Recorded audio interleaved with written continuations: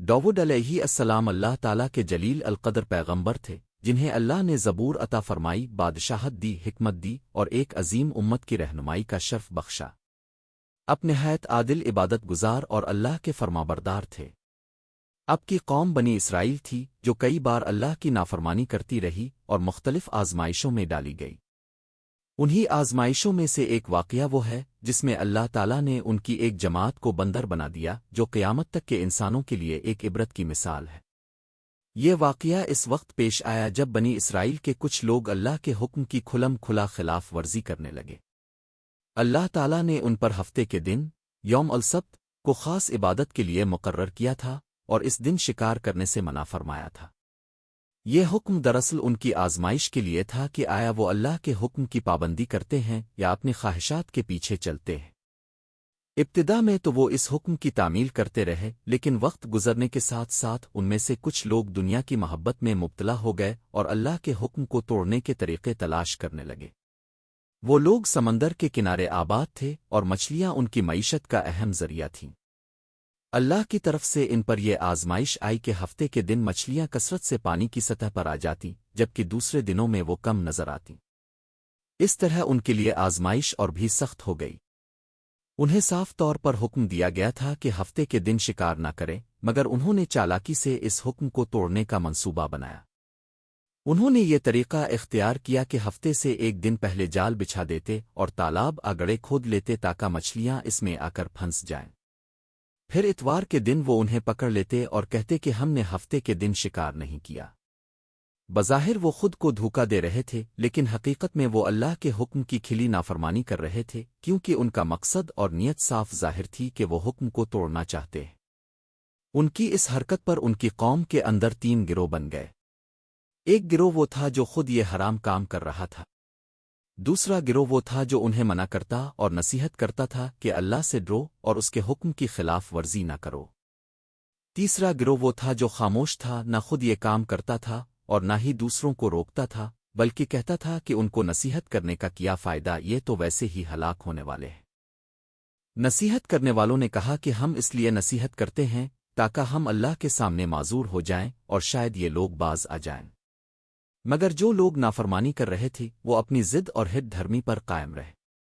انہوں نے نہ صرف خود گناہ کیا بلکہ نصیحت کرنے والوں کی بات کو بھی نظر انداز کیا۔ جب انہوں نے حد سے بڑھ کر اللہ کے حکم کو توڑا اور مسلسل نافرمانی کرتے رہے تو اللہ تعالیٰ کا عذاب ان پر نازل ہوا۔ قرآن مجید میں اس واقعے کا ذکر آیا ہے کہ جب انہوں نے سرکشی اختیار کی تو اللہ نے فرمایا، تم ذلیل بندر بن جاؤ۔ چنانچہ وہ لوگ واقعی بندر بنا دیے گئے۔ یہ ایک جسمانی اور روحانی عذاب تھا جس میں ان کی شکلیں بدل دی گئیں، ان کی عزت ختم کر دی گئی اور وہ عبرت کا نشان بن گئے۔ روایات کے مطابق یہ عذاب اچانک آیا۔ ایک دن وہ لوگ انسان تھے اور اگلے ہی لمحے ان کی شکلیں بندروں جیسی ہو گئیں۔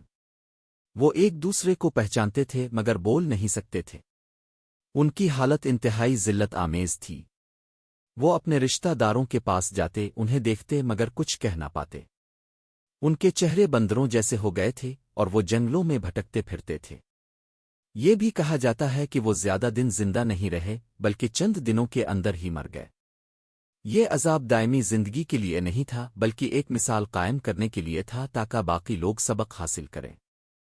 جو لوگ نصیحت کرتے تھے اللہ نے انہیں بچا لیا، جبکہ خاموش رہنے والوں کے بارے میں مختلف اقوال ہیں، مگر زیادہ تر علماء کا کہنا ہے کہ انہیں بھی سزا ملی کیونکہ انہوں نے برائی کو روکنے کی کوشش نہیں کی۔ اس واقعے میں ہمارے لیے بہت بڑی نصیحت ہے۔ اللہ تعالیٰ کے احکامات میں چالاکی یا دھوکہ دہی کی کوئی گنجائش نہیں۔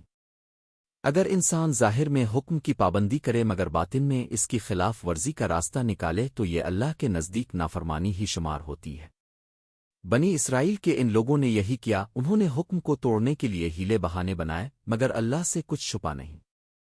یہ واقعہ ہمیں یہ بھی سکھاتا ہے کہ برائی کو دیکھ کر خاموش رہنا بھی ایک جرم ہے۔ اگر معاشرے میں لوگ برائی کو روکنے کی کوشش نہ کریں تو وہ بھی کسی نہ کسی حد تک اس گناہ میں شریک ہو جاتے ہیں۔ نصیحت کرنا اور حق بات کہنا ایک مسلمان کی ذمہ داری ہے، چاہے اس کے نتائج کچھ بھی ہوں۔ حضرت داؤد علیہ السلام کے زمانے کا یہ واقعہ ہمیں اللہ کے عذاب سے ڈراتا ہے اور یہ بتاتا ہے کہ جب کوئی قوم مسلسل نافرمانی کرتی ہے اور اللہ کی حدود کو توڑتی ہے تو وہ اللہ کے غضب کا شکار ہو جاتی ہے۔ اللہ تعالیٰ نہایت مہربان ہے، مگر جب حدیں پار کی جائیں تو اس کا عذاب بھی بہت سخت ہوتا ہے۔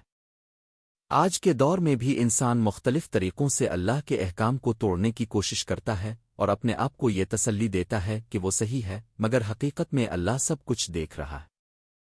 اس واقعے سے ہمیں یہ سبق ملتا ہے کہ ہمیں سچی توبہ کرنی چاہیے، اللہ کے احکام کی مکمل پابندی کرنی چاہیے اور کسی بھی قسم کی چالاکی یا دھوکہ دہی سے بچنا چاہیے۔ آخرکار یہی کامیاب ہے جو اللہ کی اطاعت کرے، اس کے احکام پر عمل کرے اور برائی سے دور رہے۔ بنی اسرائیل کے اس واقعے کو اللہ نے قرآن میں اس لیے بیان کیا تاکہ قیامت تک آنے والے لوگ اس سے عبرت حاصل کریں اور اپنی زندگیوں کو درست کریں۔